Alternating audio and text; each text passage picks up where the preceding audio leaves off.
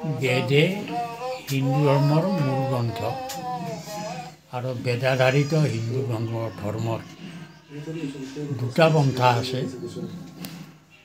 এটা পৰা এটা অপৰা।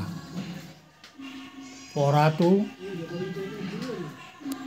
জগতৰ সকলো বস্তু ভংগুৰ বুলি ভাবি ব্ৰহ্মসত্যম জগন মিথ্যা এই ধাৰণা কৰি যিয়ে জাগতিক মায়ামোহ ত্যাগ কৰি পৰম ধাম পৰম গতিত ধাৱিত হ'ব পাৰিছে, তেওঁলোকৰ কাৰণে বেদৰ পৰাবিদ্যা। আৰু অপৰাবিদ্যাটো হ'ল যিসকলে সেই পৰম ব্ৰহ্মৰ লগত একাত্ম হোৱাৰ কাৰণে সাধনাত অসফল হয়, সফল হ'ব নোৱাৰে, তেওঁলোকৰ কাৰণে অপৰাবিদ্যা বুলি কৈছে। আৰু সেইটো ভাগ কৰিছে বেদত ব্ৰাহ্মণ, সংহিতা, আৰণ্যক, উপনিষদ।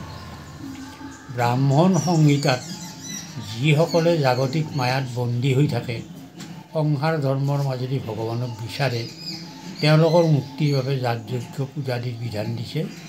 আৰণ্যক উপনিষদত যাগযজ্ঞ পূজাদি নকৰিও মনটো একাত্ম কৰি ঈশ্বৰত একাত্মবোধ যদি আহে তাতে মুক্তি হয় বুলি কৈছে। গুৰু দামোদৰদেৱে দুয়োটা ব্যৱস্থাই তেওঁৰ মানে যি ধৰ্মীয় নিয়ম তাত ৰাখিছে।